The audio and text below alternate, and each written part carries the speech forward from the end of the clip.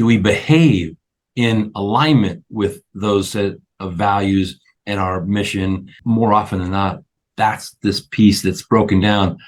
I personally refer to it as conscious leadership. Ideally, every one of us would know, what is it that has me waking up every day and making a choice to take my skills, my time, and invest them in the pursuit of whatever it is that the company I'm working for or my own company is up to.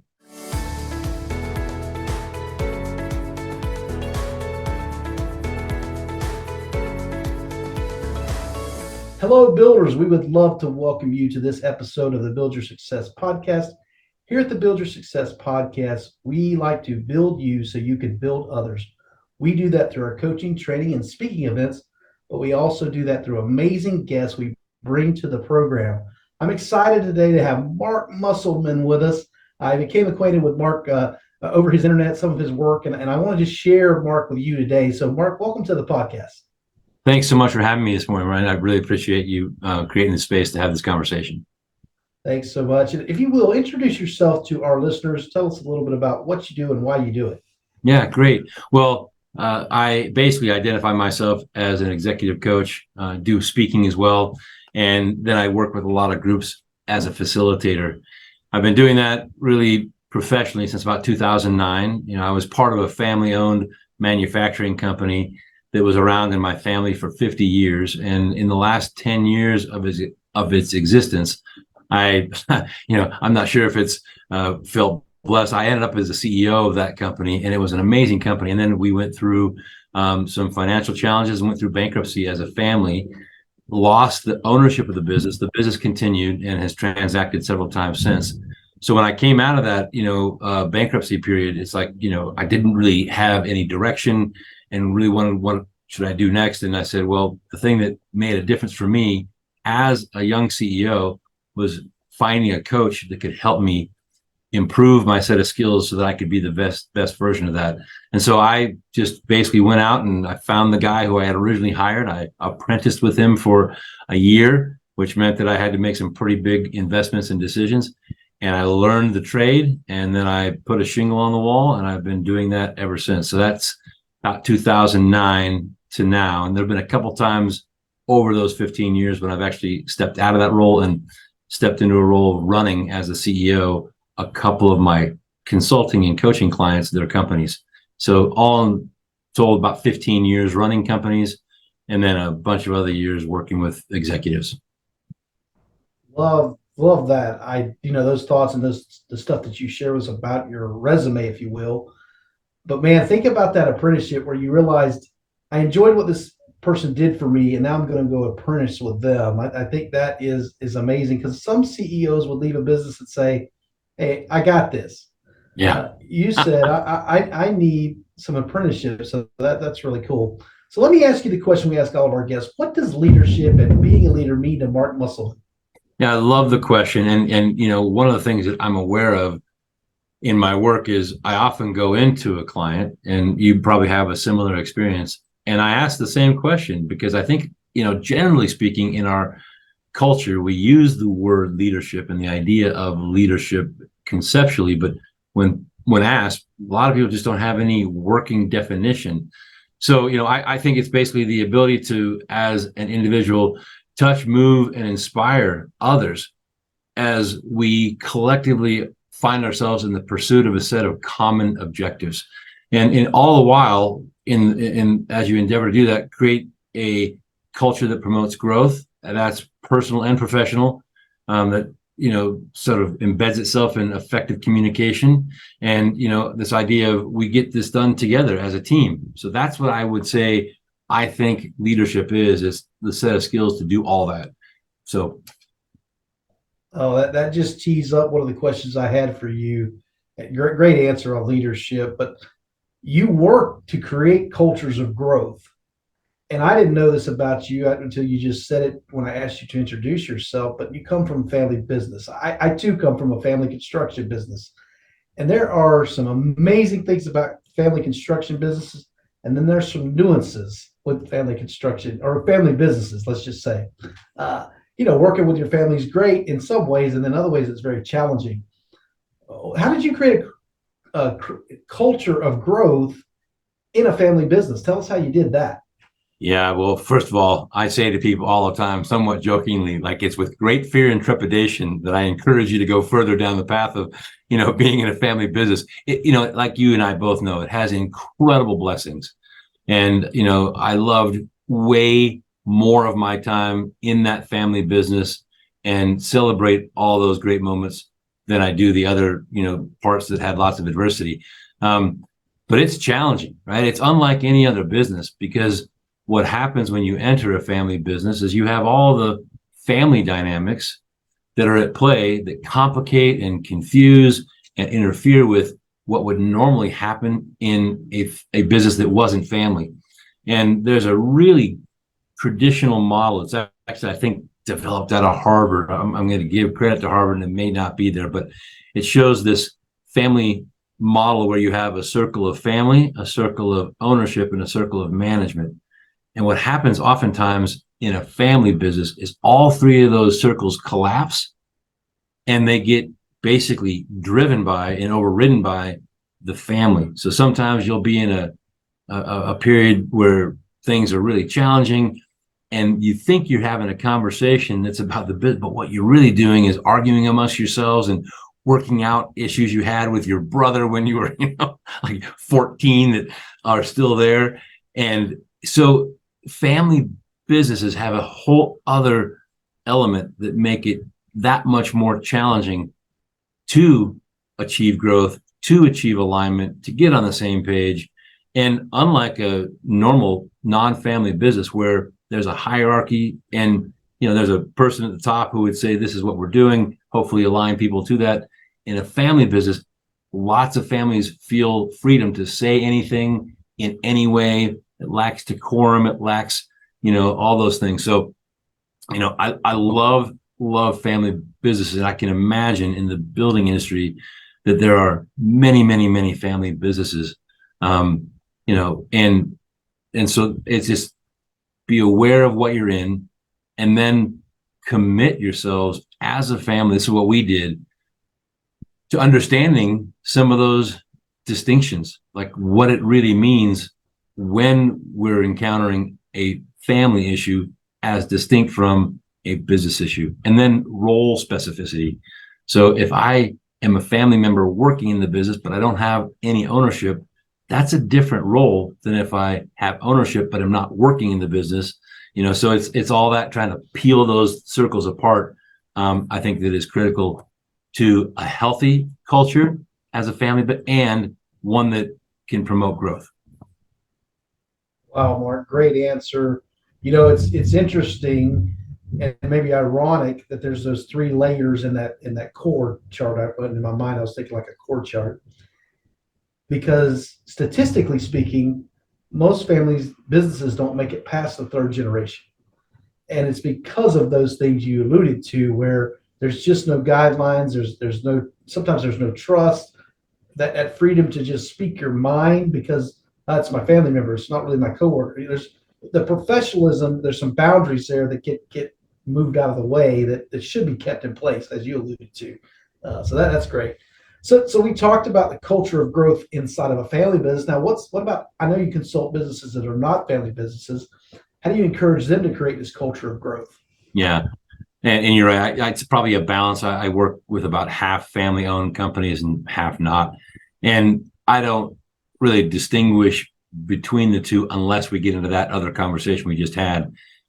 Because really what fundamentally has to happen for any organization to have healthy, sustainable, growth that is profitable and that basically generates the kind of results that you want in a business is you have to have everybody who's involved on the same page, right?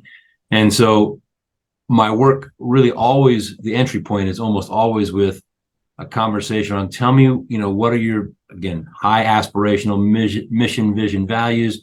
What is it that kind of organizes you as a group of people? And then when you have those things that are commonly understood and they can be articulated, and everybody kind of buys into it, and that's like, where are you wanting this organization to go? And then beyond that, like, how are you going to get there? And then really breaking down the activity from here's who we are organizationally, here's what we stand for, here's where we're going, and then here's how we're going to get there. And here's how every single person who's involved in moving the company towards those goals and objectives, owns his or her own set of responsibilities. And then there's a great culture of being highly accountable. And it's funny, I had a conversation with a friend of mine yesterday, and we were talking about, like, in the world of professional athletics, let's just take football as an example. If you show up and you do not perform well as a center, and there's another 5 guys behind you who can snap the ball, you will not stay in that position for very long. So you consistently have to work on your skills and your craft and your profession. And one of the things that I find, unfortunately, in the business world often is people get into a role and then they grow old, or they grow, basically complacent in the role. So another part of this is, you're like, what am I doing every day to make sure that I have the right tools and I'm the best person to be performing that role in this organization, and take accountability for how I show up every day, and assuming and trusting that everyone else on the team is doing the same. Mark, that's great. You took on a lot of stuff in that answer. I do want to ask you, you talked about people finding common understanding of values, vision, mission. I have $100 challenge. When I go into a business and do an exercise, I challenge them and I give $100. If anyone in the room can give me their by memory can give me their company's mission or vision statement. I've only lost $100 one time. And I think about, and then after, I go through that exercise, when they don't know the mission statement, I'm like, you're taking a salary from this is how you earn your living. It's going to turn into a large sum of money over years. Can you memorize a 3-sentence mission statement? Right. Yeah. I completely identify with you. I'm surprised you lost $100. I mean, I don't have that same challenge. I love it. I might just borrow it from you because it's a really great one. But I see the incongruency all the time. Like, I'll walk into a business and, they'll have gone to the length of, making a beautiful poster, and they put their values up. And the very first one might be, we believe in our people. And then I get into these, quiet, door shut, one-to-one conversations with people. And there is a major disconnect between that person's experience of that value and what's on the wall. So there's not only what you said, which is just, I call it like an ante in a poker game. Me knowing why it is that I'm here and what our aspirational statements are. The other part is, does the organization actually live that way? Do we behave in alignment with those set of values and our mission and what and more often than not, that's this piece that's broken down. I personally refer to it, and professionally refer to it, as conscious leadership, because I think my experience has been that about 97%, maybe even a little higher, of people who walk in do not have a relationship with that, right? So they're just unconsciously walking in, doing the work, disconnected from all of what we've talked about. And that will produce the result. It'll just never be optimized. Wow, Mark. It sounds like you and I have similar experiences. And the one time I did lose the $100, I was facilitating a team building event for about 12 people. It happened to be for a not for profit. All 12 of them did it just like that. And so I asked the CEO later, I was like, how did you achieve that? I said, because I've never, this is the only time I've lost $100. So I gave it to the charity as opposed to $100 to each one of them. But I asked him that question. He said, listen, I want the guy mowing the yard or the gal mowing the yard to know they're mowing the yard, and he went into the mission statement. Yeah. Like, it's not just we're mowing the yard. We're mowing the yard because the yard needs to look good so we can achieve our mission statement. And I just thought that was unbelievable leadership skills from a CEO to recognize everybody on the team needs to understand what I'm doing is not just some mundane task. What I'm doing benefits the mission. Yeah. Well, there's a great, and you may have heard this analogy or this metaphor. There's a guy, and this will fit right into your group of builders, but there's a guy who's, a mason, and he's putting bricks into a wall. And somebody walks up to him and runs into the first mason. He says, "What do you do?" "I'm putting bricks in this wall." And then the guy continues and he walks down and he comes around the corner. There's another mason and he's also putting bricks in the wall. And the guy says, "What are you doing?" He says, "Well, I'm building the foundation for a cathedral that's going to be the home to." And all of a sudden, the exact same activity, one of the guys is like, alive with this vision of a cathedral and the millions of lives that will be impacted by his, putting the bricks in the exact right spot so that it can hold, that's the difference, right? Yeah, and Mark, as we are in this new multi-generational workforce, I shouldn't say new because there's always been multi-generations of workforce, but there's an emphasis on the names. I tell people all the time, I say, some people used to complain about millennials. Now they're a large portion of the workforce. But I'd say, you know what they complain about my dad's generation? They smoked pot and made love. Yeah. They're useless. That's what they said about my dad's Totally. generation. And now, that same group of people are complaining about the next generation, right? Right. So when we recognize that, but then what I've come to respect of our millennials and our Gen Ys is that they want to know what the mission and the purpose is. They really want to know what it is. Like it's important to them to understand it. For me, when I first started in the construction industry, it was I need a job. Give me a paycheck, tell me what to do. I don't need to know all that. However, this younger generation wants to know, hey, what's our purpose? Why are we doing this? I love it. I think it's great. Yeah, I do too. And I think that sense that they have is a sense that could easily be um, an overarching sense that we all should have, right? Ideally, every one of us would know, what is it that has me waking up every day and making a choice to take my skills, my time, and invest them in the pursuit of whatever it is that the company I'm working for or my own company is up to. And I always have a conversation with my clients that says, when was the last time you thought about how you think about why you do what you do? Like every day. It's no different than if I love sports or I love other, like an orchestra. I mean, all those people who are in the orchestra are practicing their craft every day so that they can maintain the seat in the orchestra. Because if they fall off their skills at all, and they're all on the same song sheet, we know all the metaphors, but if they don't work on it to that degree, they'll be replaced with somebody who is. And so, it's like that, keeping the saw sharp every day. Like, why am I here? What is my role? How do I contribute? How does everyone else, complement me in their work so that we can achieve, growth and the outcomes that we desire to achieve? Mark, that's great. And I hear you say that and tying those two together where when I understand the mission and I understand our values, that's going to make me have a desire to improve every day.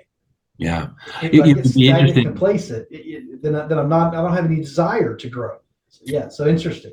Yeah. And I was thinking, when you had shared that this is all, designed to support builders, right?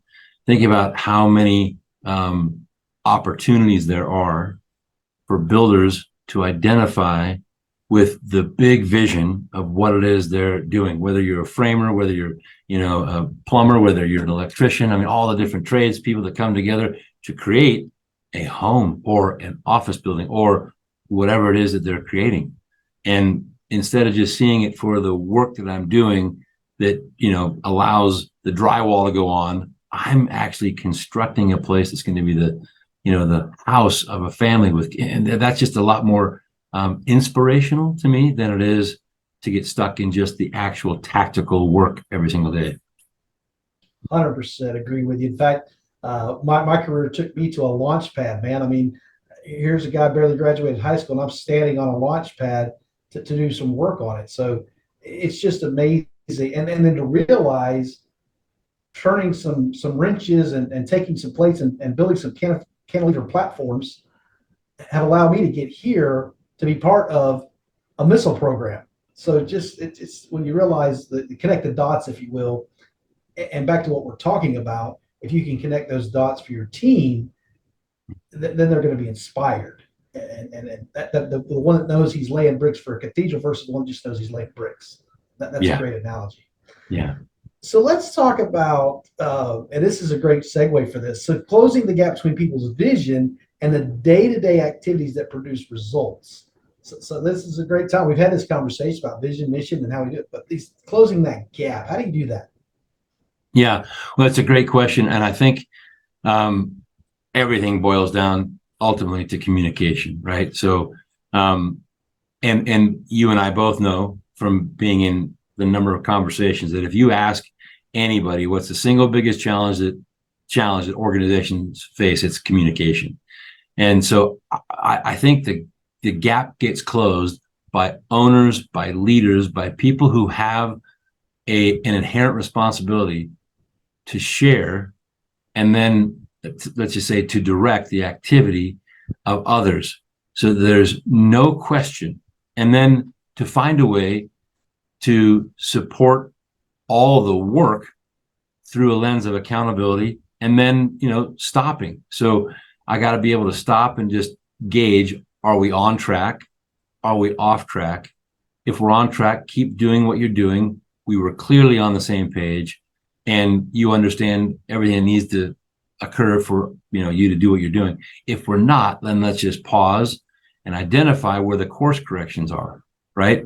And then work swiftly to make those course corrections to get us back in the cycle of being aligned and you performing all the things that you're designed to perform that live into our set of organizational objectives and outcomes.